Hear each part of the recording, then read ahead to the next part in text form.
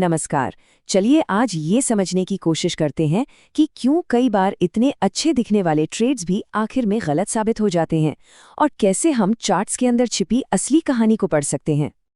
अक्सर ट्रेडर्स के साथ ऐसा होता है ना। एक सेटअप बिल्कुल परफेक्ट लगता है, एक ब्रेकआउट भी होता है और फिर अचानक सब कुछ पलट जाता है। बहुत फ्रस्ट्रेटिंग होता है। चलिए 18 सितंबर के इस चार्ट पर नजर डालते हैं। यहाँ देखिए, प्राइस ने एक बड़े रेजिस्टेंस लेवल को एक बहुत मजबूत बुलिश कैंडल के साथ तोड़ा है। पहली नज़र में यह एक लॉन्ग ट्रेड में एंट्री के लिए एक आइडियल सिग्नल लगता है, लेकिन कुछ ही देर बाद प्राइस धड़ाम से नीचे गिर जाता है। जितने भी लोगों ने अभी अभी खरीदा था वो सब फंस जाते हैं और उन्हें लॉस हो जाता है। तो चलिए थोड़ा जासूस बनते हैं और पता लगाते हैं कि यहाँ असल में हुआ क्या था। ठीक है, तो अपनी जांच शुरू करते हैं। हमारा पहला सुराग छिपा है उस ब्रेकआउट से ठीक पहले की कैंडल्स के मोमेंटम और उनके साइज में। तो देखिए, सारा खेल इस एक खास तरह की कैंडल को समझने का है, जिसे रिजेक्शन कैंडल कहते हैं। ये एक बहुत बड़ा वार्निंग साइन होता है। अब यहाँ जो दिलचस्प बात है वो ये है कि ये सारे सुराग मिलकर एक कहानी बना रहे हैं। जैसे ही प्राइस 25,500 के एक अहम लेवल पर पहुंचा, कैंडल्स की बॉडी छोटी होने लगी। ये साफ संकेत था कि बायर्स की ताकत कम हो रही थी। ऊपर से कई कैंडल्स में लंबी लंबी ऊपरी विक्स बन रही थी, मतलब सेलर्स ऊपर से प्राइस को नीचे धकेल रहे थे। तो ब्रेकआउट दिखने के बावजूद अंदर ही अंदर सेलिंग प्रेशर बढ़ता जा रहा था। तो वो थी 18 तारीख की कहानी। अब आते हैं अगले दिन 19 सितंबर पर और देखते हैं कि ये कहानी आगे कैसे बढ़ती है।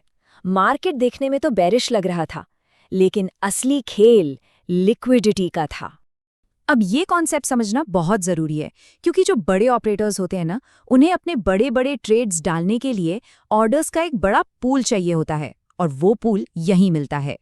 और यहीं पर पूरा गेम बदल जाता है। देखिए कैसे एक रिटेल ट्रेडर और एक बड़ा ऑपरेटर एक ही चार्ट को अलग अलग तरीके से देखता है।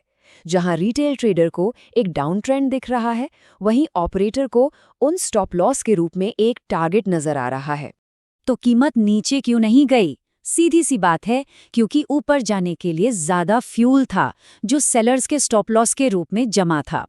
मार्केट हमेशा लिक्विडिटी की तरफ भागता है।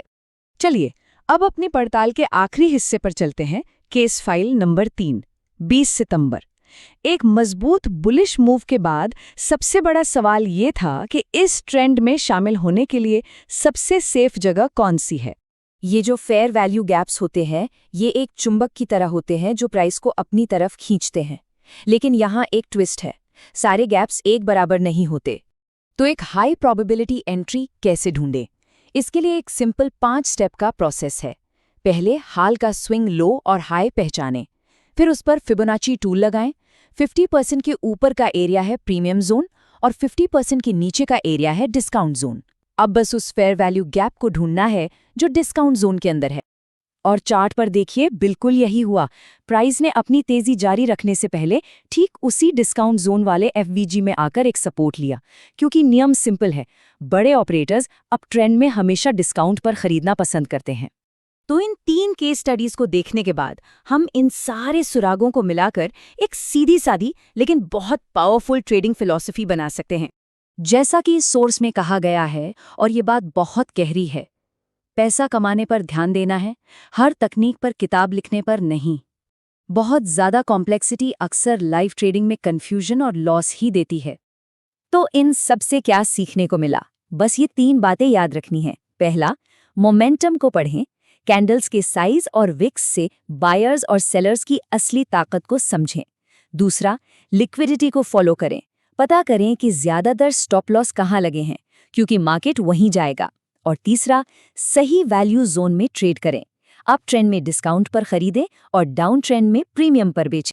तो अगली बार जब भी कोई चार्ट सामने आए तो सिर्फ पैटर्न और लाइनें देखने के बजाय इन 3 चीज़ों पर गौर करें, मोमेंटम, लिक्विडिटी और वैल्यू। तब जाकर प्राइस एक्शन के पीछे की असली कहानी समझ आने लगेगी और आम ट्रैप से बचा जा सकेगा।